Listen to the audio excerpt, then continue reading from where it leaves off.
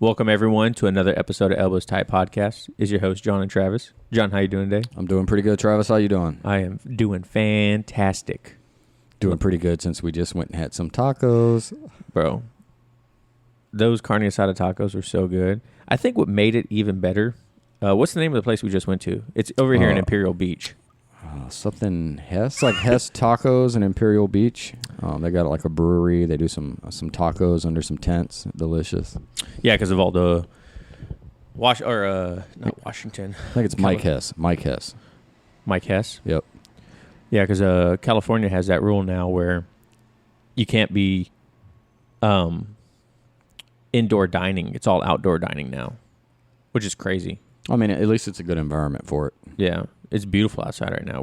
If you guys don't know, I came to a last-minute trip down to San Diego to visit with John, a.k.a. came down here to help him work because it's unbelievably busy at work right now. Very busy. So I came down, 2 weeks now? Is this coming up my third week? Feels like it's been months, but I think it's been I got down on the 10th. 2 or 3 weeks. Yeah, so it's been about 2 weeks. This is coming up on 2 weeks. But yeah, so I came down, helped out John. Going to be down here till a couple more weeks, and then going back up to Washington. Then John comes back beginning of the year. Yeah, middle of January. Yeah. So while we're down here, we got a lot of opportunity to interview some people, to do some crazy stuff. I'm just joking. We're during the quarantine. We don't actually pretty have much everything is shut down. It's literally everything. I need a haircut so bad. I'm glad there's no live image of this right now. Yeah, because you definitely look like a caveman. I agree. It's pretty bad. John looks like one of those trolls that the hair would grow out of, that you would plant the seed in. Like his hair's like all over the place, and it's pretty funny. So, but in any case, John, what we got today for the beverage of the day? We're in San Diego, so we got to do it right. So today we're going with a coconut IPA. It's from Resident Brewing Company, which is made and bottled right here in San Diego. So far, it's pretty good. We just cracked it open, just taste it. I like it. 7%. Nice can. It looks really good. Yeah, real nice can. Looks like Imperial Beach for sure. Mm-hmm. We'll put a picture up on the site. On the gram. That is really good though. It's a coconut IPA. I don't think I've ever had a coconut IPA. I've had a coconut porter. First I've had. Yeah, that's actually really good. I was like, because I forgot, I didn't hear you say IPA, so I was like, wow, that's a weird tasting stout. And then I look at the can, I was like, oh, it's because John just said it's an IPA. It's like, but it's pretty good. These cans are sweating like they've been out for a while, but it's only been a couple minutes. It's really hot in my place. Yeah, I think the humidity is really what's just kicking our butts too. I took a shower last night before I went to bed. And then from the process of John lives probably 5 minutes away from 5 minutes walk away from where we just got tacos. And my back is already sticking to my shirt. It is like so humid. I forgot how humid it is down in Southern California. I don't even turn the hot water on when I shower here. It's like cold water only. Really? I don't even go near the hot water. That sounds terrible. No, it's fantastic. Actually, that sounds pretty great. I do the same. When I'm running on the beach, it's as if I'm showering while jogging. I've never experienced it before. It's really interesting. You're just like, wow, that's a lot of water falling on. Is it raining? Yeah, and I kind of grossed myself out yesterday. I've been doing this boxing routine upstairs, and there's a mirror in the room up there. Yeah. And when I'm throwing jabs and stuff like that, I was watching the sweat fly off my arm and hit the mirror, and I was like, all right, yeah. It's like rolling with Cody. Yeah. And George. Mm-hmm, for sure. And because they're like supremely sweaty. My buddy Todd is the same way. We're going to have him on the podcast next week, hopefully, if everything plays out right. But he is a sweater, bro. We would ride bikes when I was stationed down here. We would ride bikes all day. We're talking about bicycles or motorcycles? Yeah, like bicycles. And I would 10, 15 minutes, I'm like breaking a sweat, not too profusely. Todd, on the other hand, that dude is drenched from head to toe. He thinks about running and he starts to sweat, man. Well, it can't be any worse than Travis walked to work the other day. He thought it was going to be pretty easy. I think it took him about 35 minutes. And when he took off his backpack, he took off his backpack and put it down, but it looked like he was still wearing it from the sweat outline on his back. Dude, I know. So, just so people know, I think it's 2.5 miles straight shot from my hotel to where we work. And on the way home, it takes about 30 minutes to walk home. On the way to work, because I have to go a different route, it does not take 30 minutes. And I had to figure that out the hard way. It took almost an hour to get to work. I left my house at 3:45 in the morning to start walking.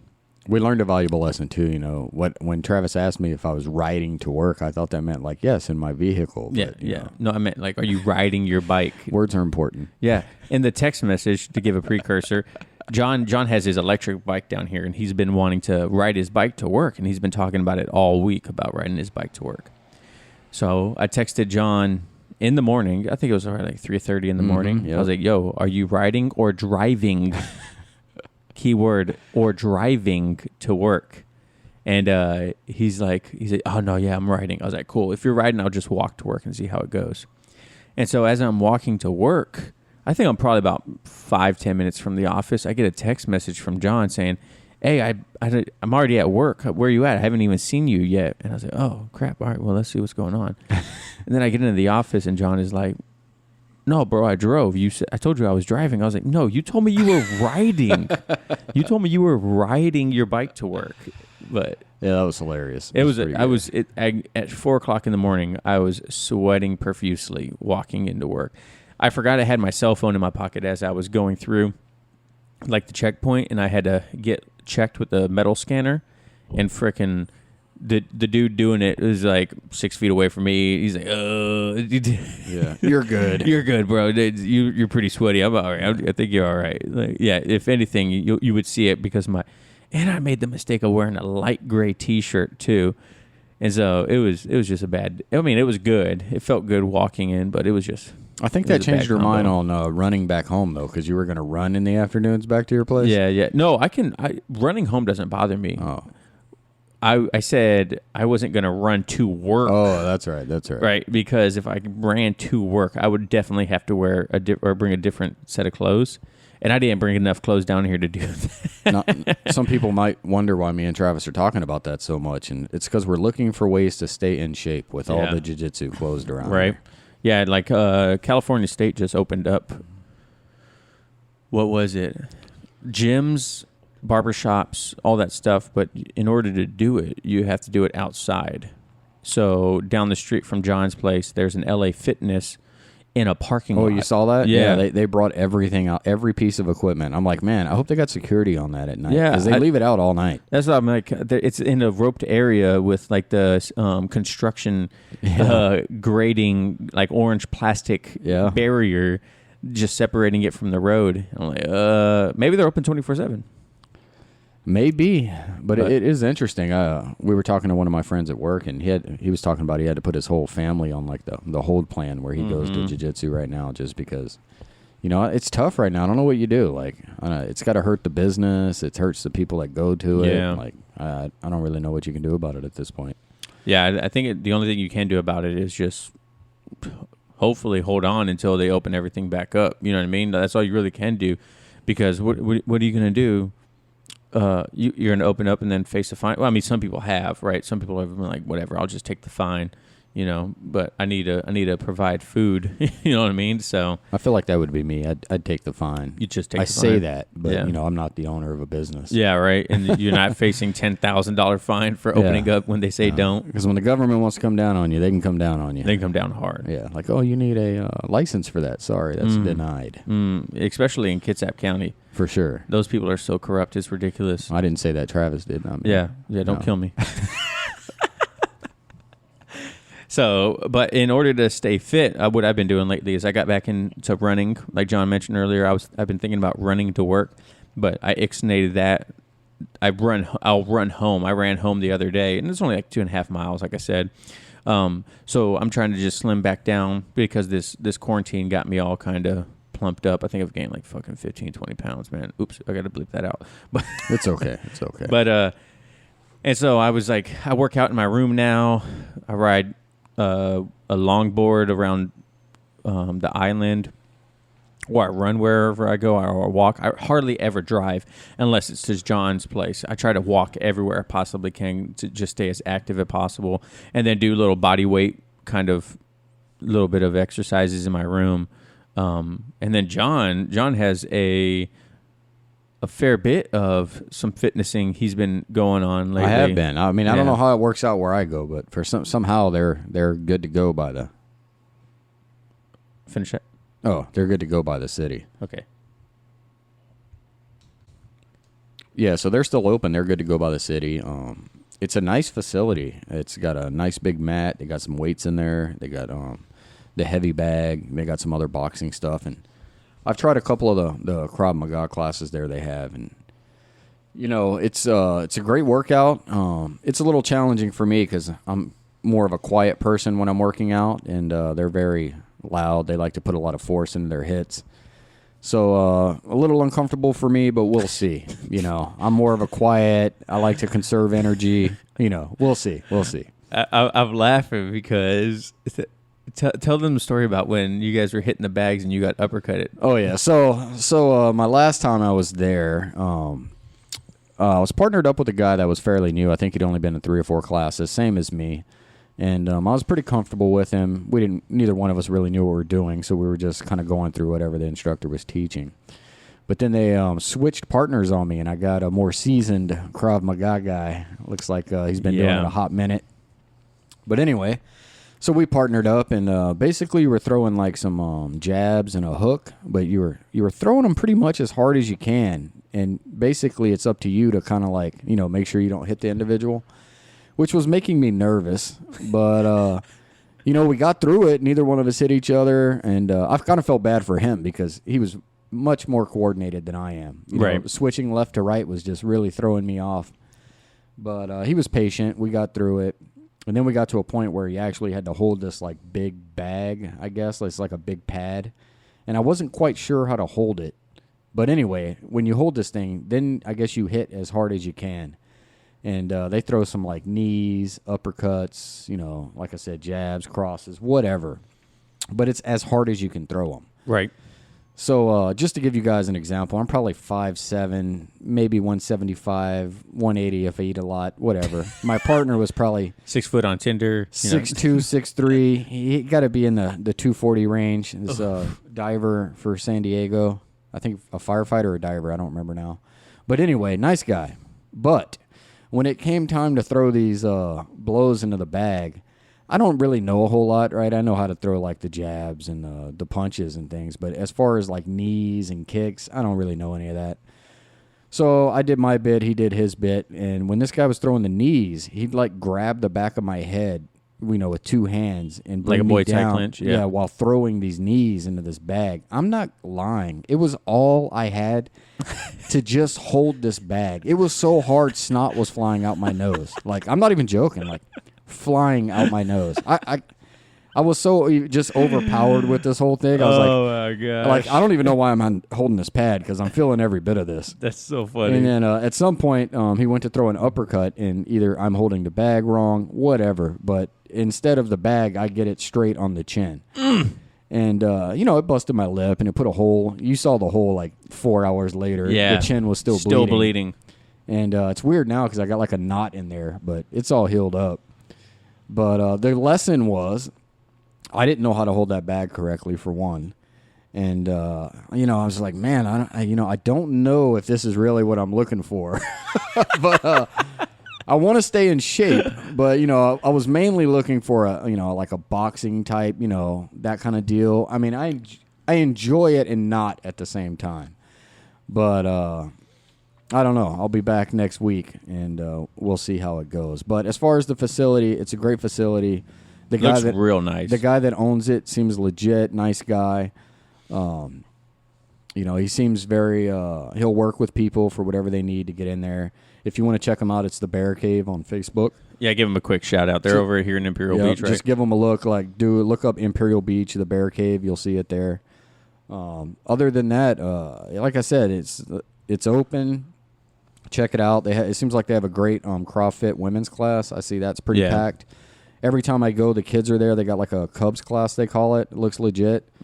But yeah, we'll see. I mean, it's definitely something that'll hold me over until we get back home. So what is the biggest difference you would say between the martial art of Krav Maga and Brazilian Jiu-Jitsu? Like, have you noticed a big difference between the two? Yeah. So it seems like jiu-jitsu is very slow and controlled. I mean, you have explosive moments, but you know, you control your breathing. You know, you don't want the other person to see you're exhausted, or you don't want them to see you're in pain, right? Especially if they're on top. You know, you want to keep that neutral face.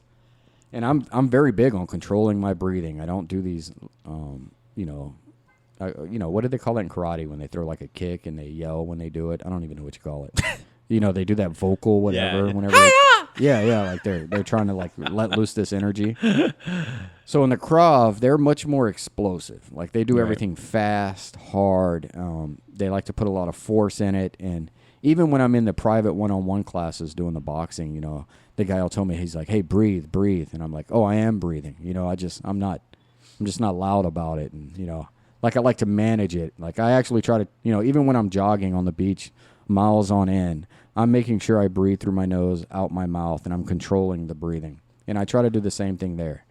But I would just say the explosiveness is different. And I think it's a little bit harder on the body, too, because they're used to fast, and I have to go not so fast. Right. And, you know, where you can guard yourself in jiu-jitsu. You know, if you got some injuries, you can kind of work around them. Right. I don't really see that so much there. Really? But what I do see is if you're trying to learn self-defense, I think the first class I went there, it was like the first thing they taught was 2 kicks to the privates, right?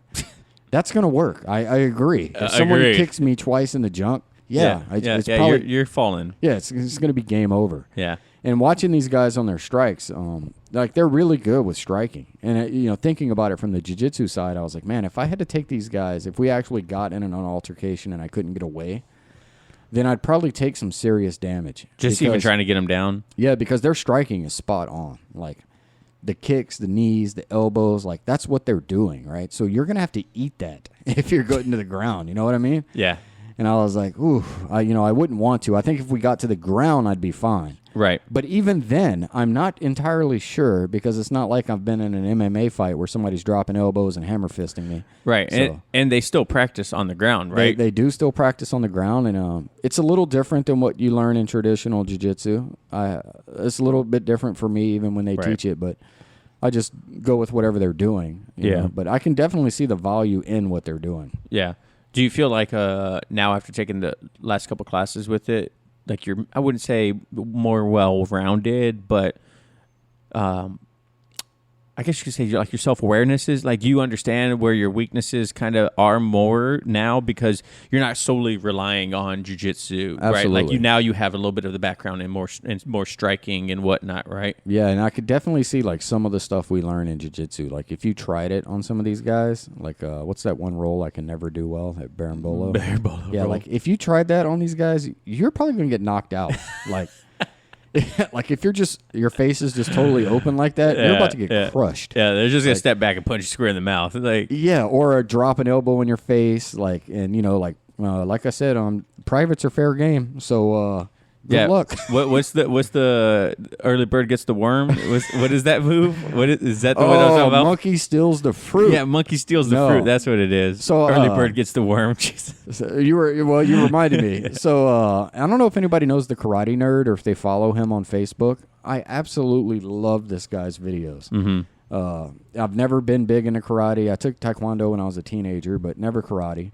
And what caught my attention for this guy is he had one of the Facebook videos up, and it said why karate doesn't work. And like I'm like, okay, why is he like this is interesting, right? He's obviously a black belt in their karate, and he's saying why it doesn't work. And he goes into like the 3 phases of karate, and it's kind of where jiu-jitsu is right now, right? So he talks about like when they first had karate, it was like, literally like self-defense, breaking bones, whatever you need, right? Mm-hmm. And then it kind of moved more to a sophisticated type deal, where they open schools and they're trying to teach like morals and how to act, right? And then the 3rd phase is sport, right? It's kind of so it reminded me of jiu-jitsu. Like you had your original jiu-jitsu, right? Like totally self-defense, breaking it, getting out of there, right? And now we're in this sport phase where a lot of that stuff really, probably wouldn't apply to someone, it's just anyway. The first thing they talked about, I think it's Bimbushi, which was like the first part of karate, and he goes through like this old book that's like a couple hundred years old, and the first thing they teach is the monkey steals the fruit. And I was like, what is this? What is this? Monkey steals the fruit. So he goes, and I've never forgot it, which is good because I'll forget everything, all right? And it's got a guy standing, and someone comes up, and they wrap him up from behind, grab him, and basically he steps forward, which pulls the person off balance. He takes his left arm and reaches back and goes straight for the privates, and that's where the monkey's stealing the fruit. That's right. He's got that banana. He grabs the fruit and squeezes, and then when the individual takes their hand and goes to grab your wrist that's squeezing the fruit, from there he basically goes into basically an arm bar. He grabs their wrist, pivots around, straightens it out, and just basically like hyperextends the arm like you would on a... And I was like, man, that is really effective. I'm never going to come up and give you a man hug from behind anymore. Hey, well, look, after seeing that book, which is illustrated, I went and found it on Amazon. It's only $15. So maybe you should get it, bro. It's pretty good. I can send you the link and you can put it on the the page. Yeah, we got since being down here, I've been telling John, I watched this like 5-hour class on LinkedIn Learning about podcasting, and the first thing I'm going to tell you is I'm glad I did, because one of the things they told you to implement works 100%. I noticed the first day after I did it, it was working, and that was making a more descriptive title to your show, right? So if you notice now, our show is no longer called Just Elbows Type Podcast, right? That's our show was just Elbows Type Podcast before, and it was just a very broad, like if you understood martial arts or jiu-jitsu, you knew what Elbows Type meant, right? It's like whatever. But in searching for like a jiu-jitsu podcast, Elbows Type Podcast wouldn't pop up because we have no cues for for jiu-jitsu, right? We have no cues where we started this as beginners, right? And beginner jiu-jitsu practitioners, if they Google beginner jiu-jitsu podcasts, ours wouldn't pop up because it wasn't a key word in it, right? They search off title. So what I did is I changed the name to Elbows Type Podcast, the beginner's journey through jiu-jitsu, and our downloads have spiked. Like, it is crazy how much traffic we've gotten on our show, and we haven't even put out an episode. This is our first episode this month. Yeah. And so since being down here, John and I have really started like looking at the podcast and like, what do we need to do to make this more successful? And one of them is like getting a website. We're looking at ways of, we've talked about it since the beginning, but like we're actually even more serious now. Video recording, putting it up on YouTube, all that kind of stuff. We just want to make as much content as possible for you guys and make us as accessible as possible for you guys, in case you can't listen to it, you can only watch it, or if you can't watch it, or whatever. So we're trying to capture everything right now. So the website's the next thing that's got to come, though. Yeah, we definitely need that for sure. Yeah, it'd be nice to get some live questions whenever we're talking. Right. Well, I mean, we can live stream it to YouTube too. I can make that happen easily. Ooh. Oh, all right. And then Johnny would be like staring at the slow it monitor. down, buddy. He's like, you're fat and old. Is that a question? No, but where you're talking about that, it did remind me. We were talking to our buddy at work who's like, I don't know, what is he, like 6 months now in his jiu-jitsu journey? Mm-hmm. Lord Reagan. I'll just call him Lord Reagan. Lord if he ever listens Reagan. to this. And first off, I almost didn't recognize him. This dude's lost so much weight. Easily 40. It's got to be close to 40 pounds. So I didn't even recognize him either when he first stepped in. I was like, Reagan, what are you doing? Oh, Reagan. Yeah. This guy, so he just started, I'd say maybe 6 months ago. It might be even a little less than that. No, I honestly think it's more than that. I think it's been probably almost a year. No way. Yeah, because he had started before the pandemic. He started when we were at the other office. Only like a month or two before that. Yeah. Okay, so we'll say less than a year. Definitely less than a year. Yeah, so he's lost a ton of weight. He's got the whole family doing it, wife, kids, that's awesome, right? But then I hear him talk, and he's like, man, I just, it's so hard to learn it. And I'm thinking, yeah, well, that never changes. Yeah. And he's like, oh, you guys know it all. You're blue belts. And I was like, absolutely not. I think I feel like with our blue belts, we know less now because people look at us. They're like, you should know this. I'm like, how much stuff am I supposed to know? Yeah. Yeah, like, I think, the first day of that Krav Maga, they were like, hey, show me this. And I'm like, oh, don't ask me to show anything. Like, I can barely remember anything. I'm not the guy you want to ask to show anything. That's so funny. Speaking of Krav Maga real quick, and belts, is there any promotional thing? Yeah, actually there is. I have the sheet right here if you want to see over. it. All right, let me grab it. John's walking over to his little like foyer area to grab this piece of paper that's going to show us all this stuff. Let's see here. Level 1 Krav Maga test requirements. Wow, there's a bunch of stuff. Isn't that a lot? Yeah. So they go by levels. Like what level you... So you be like a level... What is max level? I don't know. They test. I've never really paid attention to the leveling of the testing. They talk about it when I'm there, but I know I'm not ever going to really do it. So I never really paid attention to it. Here goes at the bottom. It has a whole bunch of stuff, right? Muay Thai clinch, knees, pull guard, interior, pull guard superior or inferior, pull guard superior, elbows to the knee, pass guard. Okay, like a jiu-jitsu stuff. Got it. Escape from side control. Got it. Escape from mount, chicken wing. Okay, I'm kind of hungry now. They do it a little different than us, though. So the way Scissor sweep? the way we escape and the way we do our things is different than the way they do it. Sit over sweep. Is that like a grabbing the tricep, kind of like a Kimura sweep thing?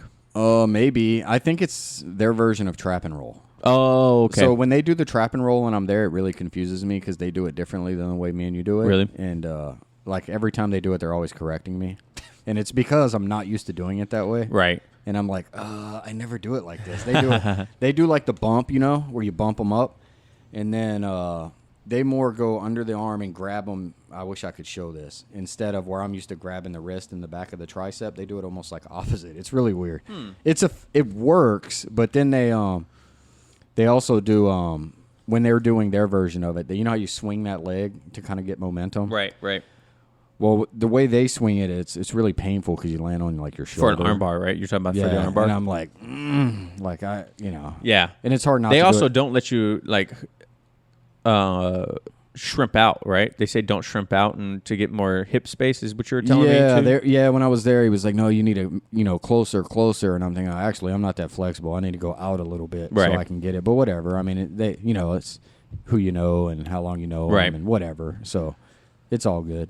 At the bottom of the list, the very two last things, they even put a pretty big space in between because that's how serious they are about this. They want you to see this at the last minute. And the first one is 5 3-minute rounds of bull in the ring, 100% effort. That goes back to John getting uppercutted. And then the final thing is 3 5-minute rounds of sparring. You have to go through an MMA match to level up. Yeah, and that doesn't bother me at all. I mean, we're used to 5-minute rounds. That's not a problem. But like I said, it's just a different intensity. It's just a different intensity is all it is. They do have MMA fighters, right? So they teach the MMA and they're training to like you're legitimately going to step in a ring and fight.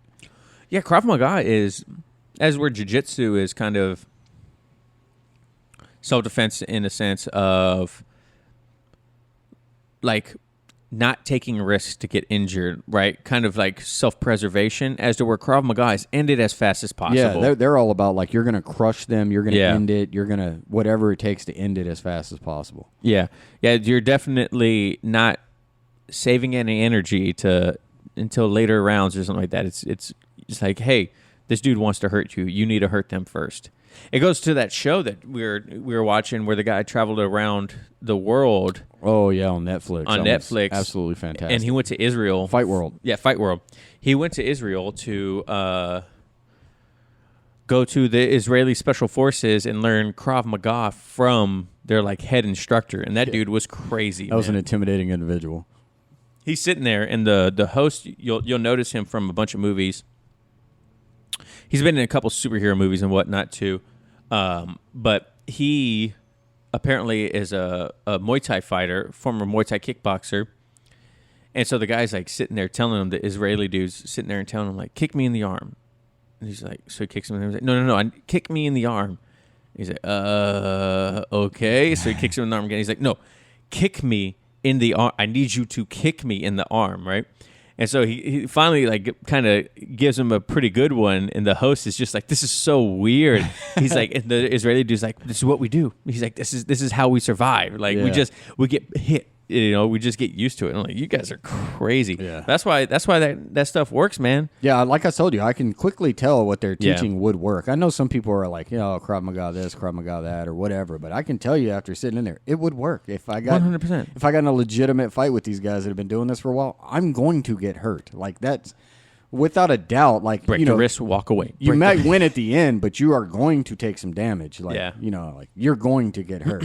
Right. And it's kind of one of those situations like, yeah, I look bad, but you should see the other guy. Yeah. I'm He's thinking perfectly in my head, fine. He beat my ass. If I really had to square up with one of these guys, how quick can I get to a wrist? Yeah.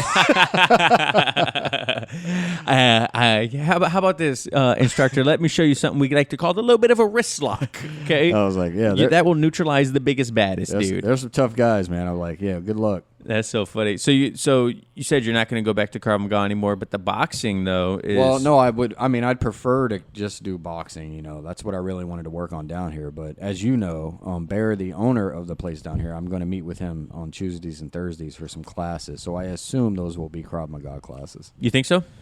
Well, I mean, that's his bread and butter, so I'd assume so. Maybe he's just going to teach you striking.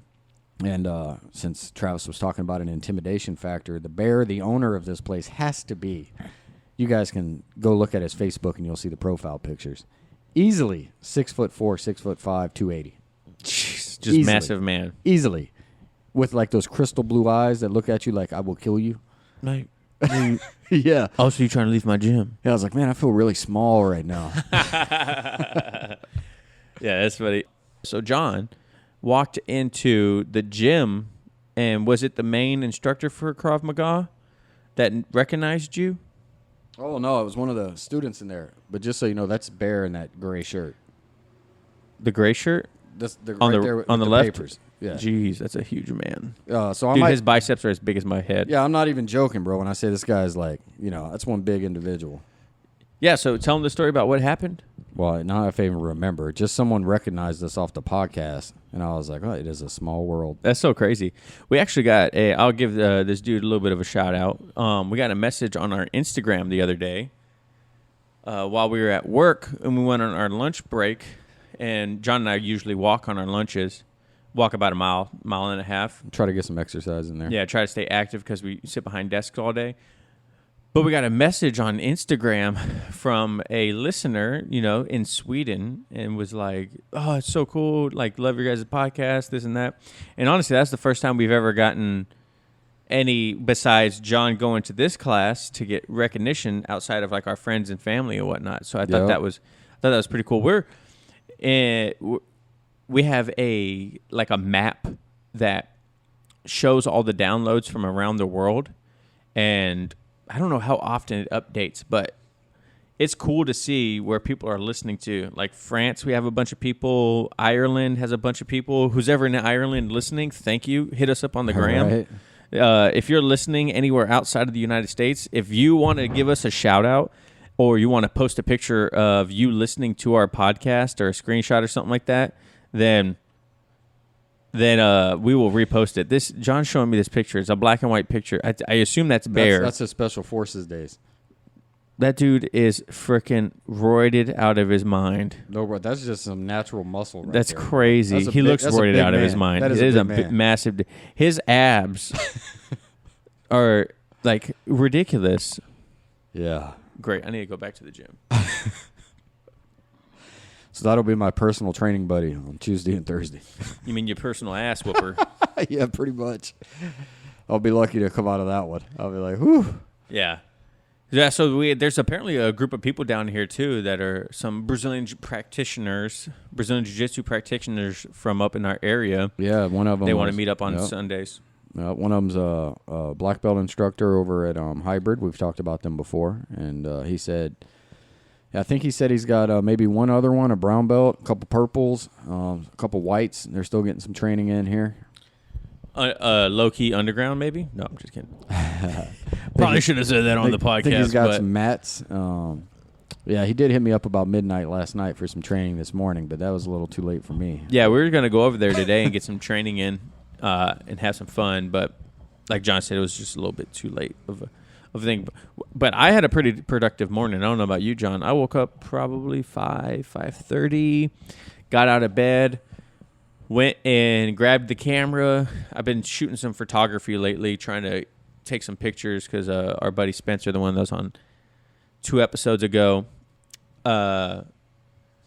he said in the show, he's a professional photographer, and so I was kind of like inspired. Like I'm gonna start taking some pictures. This shit looks fun, and so I started taking pictures while I was down here.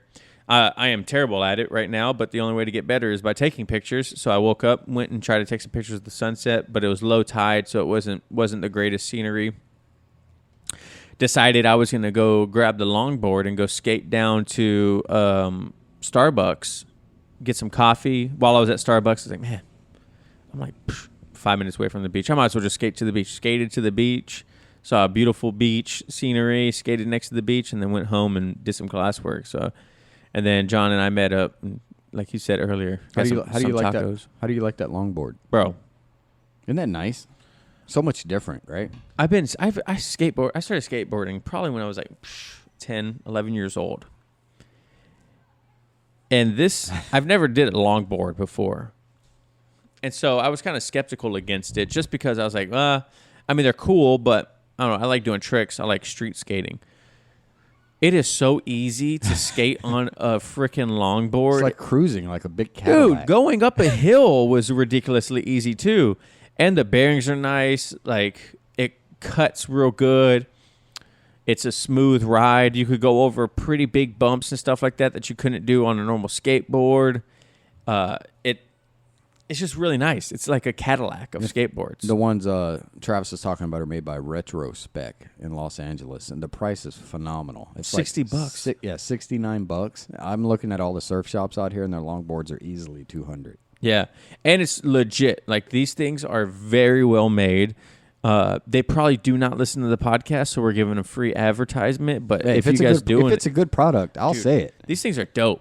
Like, I was thinking about it because the reason I rode my longboard down to, like I said earlier, I usually try to walk everywhere I go. But the reason I rode my longboard is because I was like, I don't want to go all the way down there. I just don't feel like walking.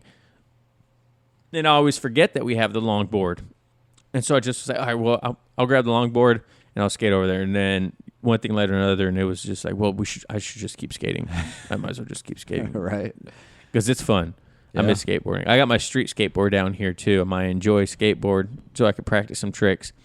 But while Little Man and the old lady were down here, we went next door we had like this little platform, flat area, concrete area where people like roller skate and stuff like that. And Little Man and I were out there skateboarding, and I went to kickflip, but my board under-rotated, and I slammed my foot like I was trying to catch it and slammed it right on the side of the board. And I bruised the bottom of my foot for like 3 days, dude. It hurt so bad. Yeah, it sounds like young man game. Yeah, Stay away from that. You're not even that much older than I am, so I would relax. 13, 15 years, whatever. This is like semantics. That's what you say when you're 13, 15 years younger. You'll be saying that when we on the mat. You'll be like, I'm going to whoop your ass. All right, John. Just avoid eye contact. It's like when you're at work and then a customer comes to you, you're like, Travis? For sure. So, but yeah, it's been really fun being down here in San Diego. I have a bunch of friends down here from when I was stationed. A couple people they roll and whatnot, and I don't think we'll have a problem finding people to interview while we're down here, which is going to be nice. Well, I think it'd be a lot easier if everything was open. I agree. But that's why we're mobile. That's true. You know, that's true. This is the podcast setup that I brought down with. You know, since you said that, maybe I think if Professor's still down here, maybe we can get him maybe on we maybe we should hit him up. Before he goes. Yep. He can wear a mask. I don't mind. I don't either. Yeah. I'm not going to wear a mask. We could all wear one. You'll be all right. Yeah, I mean, I would wear one if he asked, but in California, they're pretty strict about that stuff. I should tell everyone, I got a Combat X trainer for jiu-jitsu. Yeah, he got tapped by it. No, but I got it upstairs. And after trying to use it for, I don't know, probably about 2 weeks now, I've come to the conclusion that it doesn't work for me. But if you guys don't know what that is, you could Google it. But it's like a yoga ball with arms and legs and a small little peanut head. it is much sturdier than a yoga ball. It's like some heavy, like It is. rubberized plastic. Yeah, it's like probably made of like some industrial rubber or Yeah, for sure. something like that. It's pretty dope. And from the videos I've seen, if you guys are looking to get one, it's made for like solo drilling, obviously, but a lot of knee on belly or guard passing or something like that. That's really what it's made for. So you could practice an arm bar too. There's another one out there that looks pretty dope. It looks like a dummy, like a car crash dummy. Yeah. And That's what Mike has. oh, is that what he has? Well, he has an actual car crash dummy they use. But yeah. That's impressive. Yeah, Okay. he likes to throw it in the golf cart and like throw it out while they're riding and whatnot. But I was thinking about getting one of those or something like that while I was down here. But I mean, John lives right down the street from me in like back home, so we could just meet up and roll too. You can roll with a real dummy. Like roll with a real dummy. Yep, there you Probably go. has less brains than an actual dummy. You never know. You never know. But I'm excited to get home too and get back to class because Washington State's pretty wide open. Yeah, Well, Kitsap County's pretty wide open. I see everyone's pictures. I'm jealous. Yeah, I miss jiu-jitsu. I miss working out. It's fun. I'll probably go, like I said, I'll probably go swim some laps later at my hotel. They have a lap pool, which I think is like 50 meters down one way. So maybe 25 meters. But it's been interesting. The weather down here too. It's beautiful. Look at that big, beautiful ocean right outside my window. I know, literally outside John's that patio. you can't swim in, and if you try, the lifeguards will yell at you. I'm surprised we haven't heard them once, but they go through about every hour and tell people to get out due to the raw sewage. Well, you got to ruin a beautiful moment there, But John. look how pretty it looks. From It's literally a gigantic. It's literally a gigantic toilet. Yeah, it's just really a big toilet. Yeah, but also this beach. If you guys have ever been down to Southern California, the beaches get hot. The sand gets so Blistering. freaking hot. John took us to the beach right across the street from him when the old lady and little man were down here when I first got down here, and we decided to go walk down the beach and try. Throw the frisbee. We're ready to make a cool spot. Oh my God, we try to enjoy the beach, but there's not a single cloud in the sky. It's probably 80, 85 degrees. Humidity, 80, 90%. And we're sitting there trying to throw this frisbee. First of all, I'm pretty sure I hit someone. You did. I think I hit someone, blamed it on Lauderdale because she was pregnant. That poor lady that was sitting down like yeah, she's suntan. like, oh, my God, I'm so sorry. I was like, oh, John, why are you throwing this stuff over there, man? Yeah. But so we're walking onto the beach. And this cracks me up too because I think it was Professor that wanted to meet up and drill on the beach. I'm like, you couldn't pay me enough to get drill on this beach. The drill is me going to be running across this beach. That's what's going to happen. But I stepped foot on the sand for the first time, and I think I felt my soul leave my body. It was so hot. It was hot. Like my soul jumped out of my body. It was so hot. It was ridiculously hot sand. In Guam, it doesn't get like that. When I was in Guam, dude, the sand was like cool, beautiful, no matter how hot it was outside. Here, complete opposite. I told you my feet were blistered the first couple times. I'd go out there and run. Gosh. Now they're good. They're used to it. I couldn't even imagine. Like, you said that it was basically taking all the dead skin off your feet too, right? It was like, every time I'd run on it. And then I'd come back and I'd have blisters on the bottom of my feet. Oh, and I was like, whew, that is some hot sand. Oh, my gosh, that sounds terrible. But, so what's the biggest thing you're looking forward to while you're down here? Down here still? Mm-hmm. Oh, man. I don't know if there's anything really. Just I wish the gyms would open up and then I'd go, hit up some more gyms. But right now it's just work. Probably right now we're working 6 days a week. You know the drill. Yeah. It'll be that 10, way. 12-hour days. Yep, it'll be that way till I leave in January. Yeah. Then I'm going to take a whole lot of time off when we get back. Me too. I come back, and I'm going to go pretty much directly on vacation until the baby comes. So our baby boy is born or due October 15th. We just had the baby shower old lady sent me some photos of the stuff that we got. I'm so excited to go home. Like, I'm excited for him to be born. You know, it's gonna be pretty cool. So it's good. You're working on that sleep deprivation now, so you'll be good to go. Bro, I did 7 years active duty. I'm pretty good on sleep deprivation. That was a while ago. It's true, but it sticks with you for a little bit. Yeah, and that's the thing, right? Is like, I love Laura Dell. She's going to hear this because she always listens to the podcast. But that's why I'm going to go on the road as much as possible until the baby gets a sleep cycle. I'm just going to. Oh, there you go. So, look, honey, I'm going to have to work graves when we get back to work. Oh, no. Yeah. I got to work 18-hour shifts, 20-hour shifts. Sorry, baby. I love you. I remember when we had our first kid, I'd be like, Katie'd be like, why are you sitting in the driveway for 15 minutes before you come in the house? And I was like, man, because I need that 15 minutes of peace before I walk in the house. Yeah, and she needs that 15 minutes of peace, too. Yeah, no, I should be waiting. Where you at? Laura does that now. She'll sit in the driveway for probably about 10, 15 minutes, and I'm like, Blaze is flipping out the whole time because he heard her pull up. And so I come out there. I'm like, what are you doing? Like, Blaze is in here freaking out. And she's like, I was just relaxing. Yeah, I'm like, sometimes you need that. You need that little sanity check. Yeah, right. That's what that skateboarding was this morning for me, man. Not a sanity check, but it was definitely a good head clearer kind of.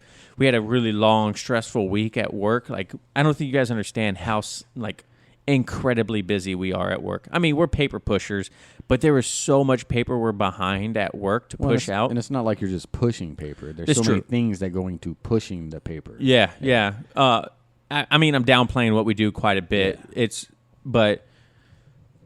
So after we did a 12-hour shift yesterday on Saturday, and so today when I woke up, I was like kind of motivated to just get up and move, you know, kind of like clear my head and relax.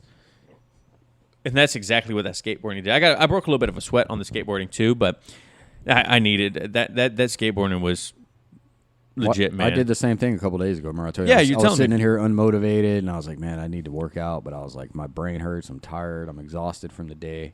But then I got on the skateboard, and I just went like 2 or 3 blocks, and then I was like, all right. Then I went a little bit further, and then when I got back to the house, I went to my workout, and I went and worked out. Yeah. I was like, you know. Yeah, I've been just kind of like programming my own workouts in my house or in my hotel room. I have this little ottoman thing that I use as a box, so I can do box jumps on it. There you go. It's pretty legit. And then I was thinking of ways to get weights because obviously everywhere is sold out of weights right now, which reminds me, I think I'm going to walk over to Big 5 over here, right? You said there's a Big 5 over here? About 10 minutes up the road, if that, maybe 5. So I'm going to go to Big 5 and see if they got any like a weighted vest or something like that so I can just put some weight on. I mean, I've already put some weight on, but I mean, like more weight? You want to put more weight on? Maybe they got like some dumbbells or something like that. But I do know I have a gallon jug, and a gallon of water weighs 8.34 pounds. So if I could do like some curls or some like Turkish get-ups or something. I could even do some stuff with like a med ball. I just need just one piece of equipment. I could program around that one piece of equipment. You know what I'm saying? Get a kettlebell, kettlebell. That's what I'm saying. Like if I get a kettlebell, that'd be great. Even if I could get resistance bands, they have resistance bands. That'd be great. So I'll probably go over there and do that once we're done recording.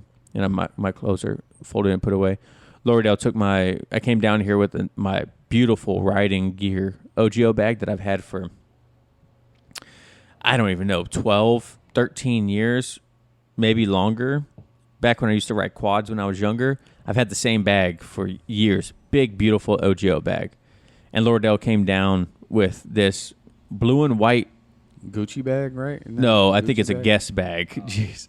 But it's 100% feminine. Oh, yeah. Like when you walk around with it, I'll just shake my head. I shake my own head. I'm like... But so I walk around the streets of the hard streets of Imperial Beach with this freaking blue and white bag. He ain't joking. We've had shootouts. We watched with binoculars the other day. I think we got people getting arrested every night in the street. Yeah, there was like a dude that got hit by a car right outside of your apartment last time I was over here. It's pretty lively out here. Yeah, John and I sit here and play Hearthstone against each other, and then just every once in a while we look out the window like, oh look, someone just got beat up. All right, that's cool. Yeah, it's pretty interesting. What's even more interesting is the dynamic change between San Diego from the time I was like living here last time till now. I lived here in 2009 to about mid 2011 when I was in the Navy. And last time I was down here, I think it was November when I was down here by myself last time for the 2 weeks. Yeah, I think so. But It was crazy because I was at Todd's tattoo shop, and it's in downtown Gaslamp, and I'm hanging out, and I had forgot my sunglasses, and there's a mall in downtown San Diego. It used to be such an awesome mall. It had like a movie theater. Used to go there all the time. Thriving. It was like a thriving mall, it was right? a great mall. Was. And so it was, right? And so I'm sitting in the shop as Todd and I are BSing, and I was like, all right, man, I'm gonna go buy a pair of sunglasses. He's like, oh, where are you gonna go? I was like, I'm just gonna go to the mall. Literally, it's a 5-minute walk from Todd's tattoo shop. I was like, I'm just gonna go over to the mall real quick and buy a pair of sunglasses, just something cheap. He's like, they don't have anywhere in there that you could buy glasses in. I was like, what are you talking about? That's like they got like Macy's, J.C. Penney's, Vans. He's like, no, bro, that stuff is long gone. And it's crazy because I was like, what do you mean it's long gone? Like, what happened? And he's like, oh, the homeless people ran the companies out because the homeless people started like slowly taking it over. Yep. Right. And so people were like, well, I'm not going to come here because there's always panhandling. And then, they weren't feeling safe and whatnot. Not just saying like all homeless people are bad, but it's no offense. It's bad for business, right? You can't have a bunch of homeless people sleeping in front of your car or your business. And it makes people feel unsafe. Even if it's not a dangerous situation, it's outside the norm, which makes people feel unsafe. Right. And so now there's a grocery store and there's some other like stuff, a like pharmacy. a couple offices. There's like a pharmacy on the bottom floor, and that's it. Yeah, there's like a couple office buildings and stuff like that. But I remember vividly because I used to go there all the time, dude. And, the brand new sailors, they get there and they have to be out in uniform, or the brand new Marines come down and they're in uniform. And so those are my memories of it. And now you go there and it's like nothing. There's nothing there. And Todd was saying the way that they got all the homeless people out is they would play Baby Shark, the song, nonstop. That's horrible. Yeah, right? And so it drove all the people out of there, I could see that. all the loiterers. Well, I told you, when I worked swing shift, I stayed at the Ramada in the Gaslamp district because it was the cheapest place I could find. And when I'd leave, I'd literally have to walk around tents and people sleeping everywhere on the sidewalks. And I was like, man, this is ridiculous. Like, I was never scared, but like I could see why nobody wants to go around. What year was this? Probably 16. Oh, it wasn't even that long ago. 15 or 16. Wow. It was the last time I was in San Diego before I quit the yard, so it had to be around there. Yeah. Oh, that was the trip where it was you working 16-hour days. Yeah. I was like, man, this is rough. Yeah. Even though we work 10, 12-hour shifts right now, it's still beautiful. So it's still a whole bunch of stuff you can do out here, and like running in the afternoon and whatnot, just trying to stay active. And that's why I brought the camera down too. That way I could take some pretty cool photos and whatnot. But doing 12 hours here sometimes feels better than doing 12 hours at home because I don't have any other responsibilities that I have to take care of outside of my 12-hour shift. You know what I'm saying? Yeah, for sure. Like if I go home, then I know I still have like my family responsibilities, which is not, once again, it's not a bad thing.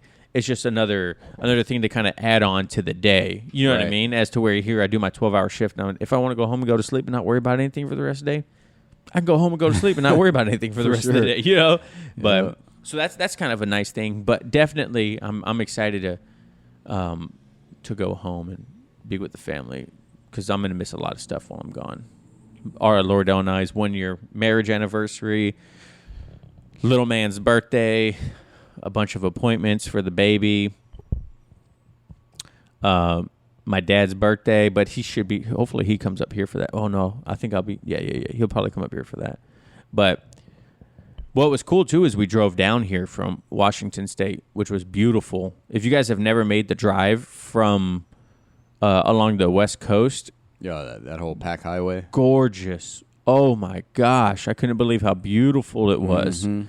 You're going through the, like, it's just crazy to see the change in sceneries too, because Washington State's like, when you go through Washington State, it's a lot of greenery. You go through Oregon, a lot of greenery until you get down to Southern Oregon, then it starts to turn into desert. Yeah. You know what I mean? Yeah. And I was like, oh shit. And then you get through Northern California into Central California. It's very heavily populated, like like city, and then you hit a little bit of desert here and there. And Yep. So it was a nice drive. You drove down too, right? But you guys went through. Yeah, but Reno. I went through Nevada. Mm-hmm. Yep.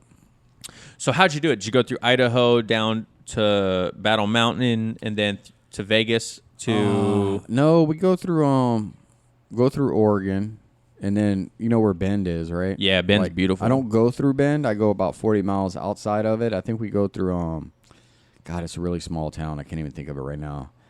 The way we go is very rural. Like, there's a certain point you hit, and you got hundreds of miles and nothing. Like, no gas stations, no towns. Better be filled up.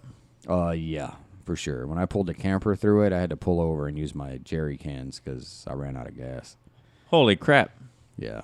You go through, like, Madras, those kind of areas. There's nothing out there. Yeah, a lot of people don't realize that because they see Vegas. Nevada is a very desolate state. Oh, big time. I didn't even realize it until I left Vegas to drive up to Washington State. You leave Vegas, you hit Pahrump. Okay. That's pretty. It's a decent sized city. I mean, it's not huge, but it's a city. And then when you hit Pahrump, then there's nothing until you hit northern Nevada. Like you literally drive through ghost cities. I don't know one city in central Nevada. I think I hit Prineville's the last town I hit, which is, I believe, in Oregon. And then I want to say it's like 280 miles till we hit Winnemucca, Nevada. And then from there, it's 60 miles to Battle Mountain, Nevada. Yeah, and there's like nothing in between that. No. Besides desert and mountains. And ghost towns. You'll go through some ghost towns. A lot of I couldn't believe how many ghost towns I actually went through. Which have really weird homes. You'll go through there, and they're made out of like glass. You remember the old Coke bottles? Yep. And like in mud, basically. Yep. Like, it's some weird stuff you go through. I was driving. I don't even know what city it was. Right? Like it's no longer was a city or a town, but I was driving through, and it was like right off the highway, and it was just apartments lined up along the freeway, empty, like broken down cars and stuff like that. And I was like, this is so crazy. Like, there's nothing here. I lost cell phone signal driving. And the only way I knew I went the wrong way is because I pulled up the maps on my phone and I like zoomed into where I was and then realized I took the wrong turn at a fork. Ugh. And so I luckily turned around and I wasn't too far behind to where I could fix it. But there's no cell phone signal in the central Nevada. So you have to know exactly where you're going. Like it was just crazy to see because I grew up in Vegas and there's anywhere you go in Vegas, like it's just right. Or anywhere really, Southern California, Southern Nevada, Northern Arizona, New Mexico, right? There's usually pretty much something within 100 miles or something like that. Well, most people don't realize a lot of those towns in Nevada they're basically on life support from mining, gold mining, coal mining, silver, whatever. Yeah, we're called the Silver State for a reason. When those mines close, so does the town. Yep. Like that's the lifeblood. So when those are done, so's the town. Yeah. And Nevada's called the Silver State. That's what founded was the gold rush in California, but we had a silver rush in Nevada, and now we have gold in Nevada too. Well, that's basically this whole country's gold comes from Nevada. Yeah, like which is crazy to think about. That whole right? stretch of desolate nothing, that's where your gold comes from. Yeah. Like the stuff in your cell phones, but computers, everything. San Francisco area used to be a huge area too, right? But not as much as Nevada now because Nevada's way more desolate. Yeah, that's like the stretch. That whole desolate area, man, that's where all the gold comes from now. Yeah, and we're talking, so John used to work for these gold mines, like he was saying earlier, and I didn't realize this. I saw, I watched like Gold Hunters or the Great Big Mine or whatever the Discovery show is, and they get nuggets. Yeah, that is not the case. That is not how you guys do it. Correct. What they do is, say you got a mountain, right?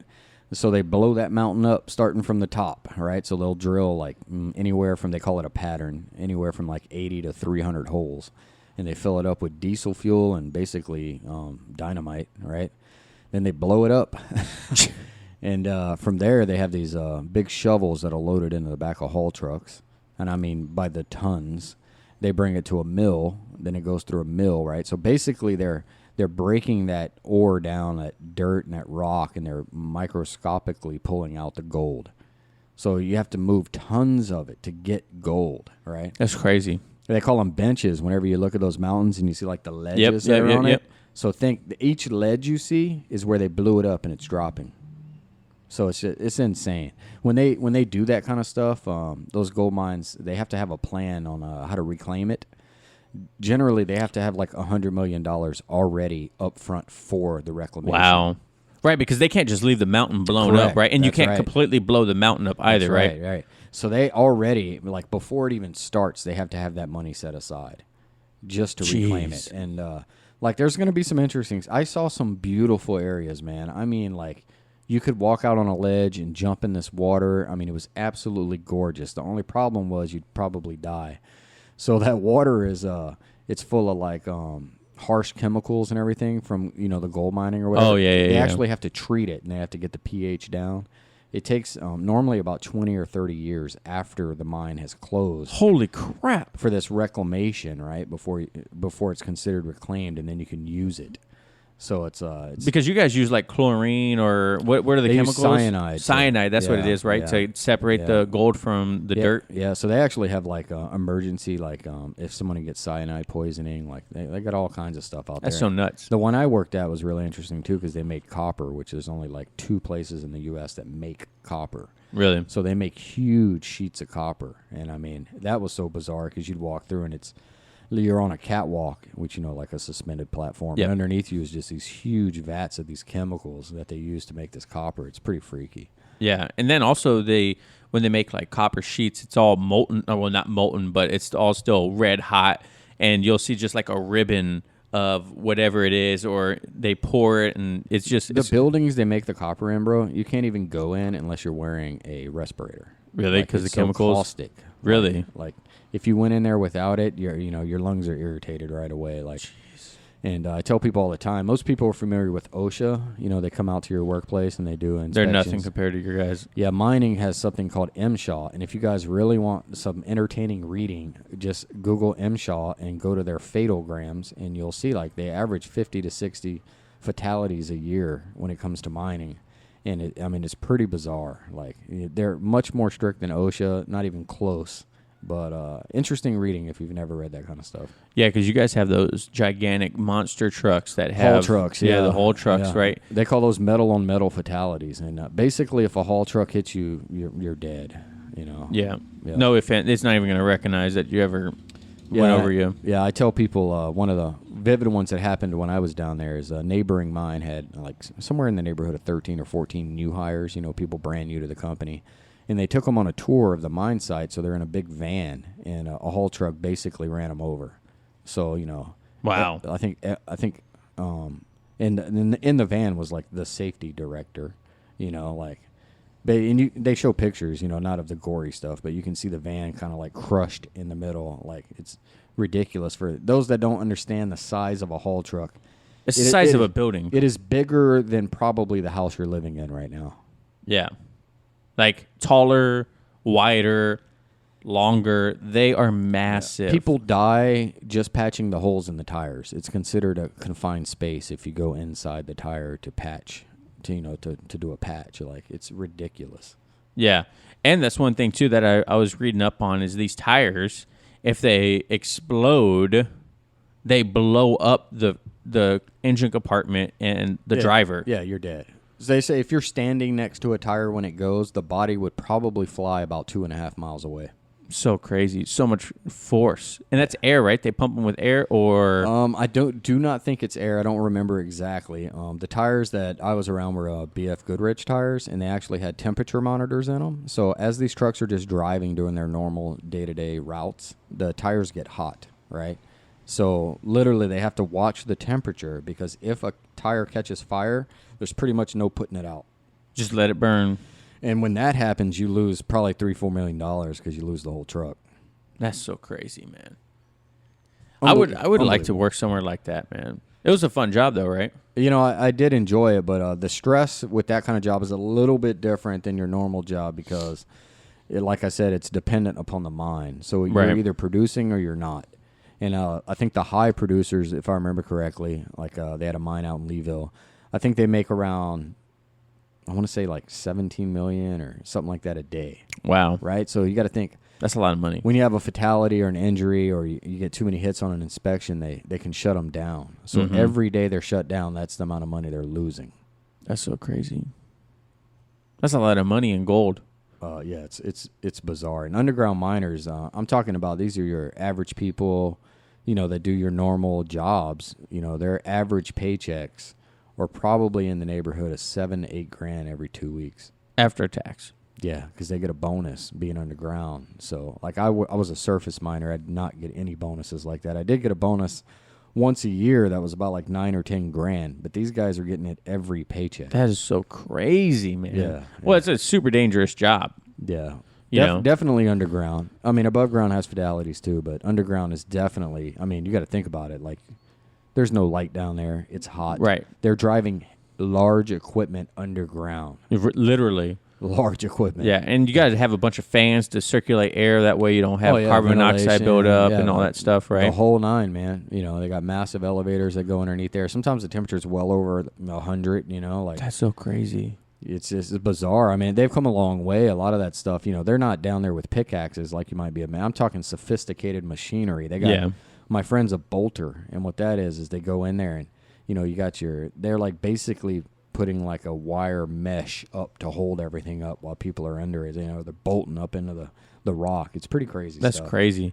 It reminds me of Zoolander, when he's I got the black lung ball. You've been here for one day. Well, it's a funny thing. Like, you'd never think you can get asbestos from mining, right? But before I left the mine, they had a big thing going on where these drillers are drilling with those rigs, and as it's powderizing that rock, it's actually releasing asbestos. Wow, so they were getting mesothelioma? Yeah, so we'd have to monitor for it. We'd have to go out there with these monitors. We'd have to hang them. We're testing for asbestos. Like, it's pretty crazy stuff. I was talking to, back when I was in the Navy in my younger years when I first joined, I had a supervisor. He was an HT1 who had been exposed to asbestos, and he said something that kind of like stuck with me. He's like, look, it's not if you get mesothelioma from when you're exposed to asbestos. It's when are you going to get mesothelioma when you get exposed. You know what I mean? Like, it's almost a guarantee. Like, unfortunately, like, you get exposed to asbestos. Like, well, you know how much is on a ship? A lot. You know that white stuff that's around all the pipes and stuff? Like, I remember when I was in... Well, they've been, like, slowly knocking it out, but... Well, when I was bored, I used to pick at that stuff and just pull it off. And, they used to tell us not to, but I had no idea why they didn't. Yeah. And now I know. Like, because it's full of asbestos. On some of the submarines, they still have asbestos in some of the doors. The brakes for, like, radars and stuff like that, I believe they still have asbestos in them and whatnot. It's just crazy to think about. Like, back in the day, they were asbestos. Oh man, it's like doesn't catch fire. It's so good. It's strong and reliable. That's why you can't get it out your lungs. Right. Yeah. And now we're looking at it like, don't ever even look at asbestos. So yeah, it's just crazy to think about how far we come. Well, it's the same thing like we always talk about when we look back at this coronavirus stuff. We may say the same thing, like, man, either we didn't handle it right or we overreacted, but only time's going to tell really on how. Yeah, 20 years from now, 30 years from now. Yeah, you know what I mean? That's when we'll actually see what's going on. What's going on? All right. So, but hey, I'm good. You good? I'm good. I think we're good. That was a good episode. Yeah, hopefully it's entertaining. Yeah, hopefully you guys laughed a little bit. Hopefully you guys enjoyed. Since John and I are, like we said, are down here now, hopefully we can probably get one in a week or something like that while still having pretty good content to talk about. That way you guys aren't just listening to the same old I'll definitely, BS. Maybe I'll see if I can get Bear on, the owner That'd of the be Krav interesting. Maga place. Yeah, And, definitely. See if he's willing. I mean, he could probably tell us a whole lot more about Krav Maga than I know. I feel like he would be really intense and we need to turn his mic down. Like, just him looking at me is intense. I don't think I would look at him during the interview. I'd be like this. I'm like, is that what a grown man looks like? Like, I'm such a man-child. Yeah, I wish they could see the pictures I just showed you. Yeah, it's crazy. Yeah. But in any case, guys, if you've made it this far, please make sure you guys subscribe to the show, whatever your favorite podcasting platform is. Follow us on the Instagram, like us on Facebook. Tell your friends all about us. Remember, if you guys are listening to the podcast and you screenshot it and then tag us in it, we'll repost it on our Instagram. Or if you want to shoot us a message, we always reply. We're very active on our social media, not posting wise, but I check it repeatedly throughout the day, so I will message you back. If you guys are enjoying the show, you want to hear us talk about something, interview a certain person, you got some suggestions, by all means, please message us, DM us, comment, do whatever you got to do. We are constantly saying we appreciate the support. You guys are fantastic. So without further ado, John, thank you. Thank you. And it's been fun, but no.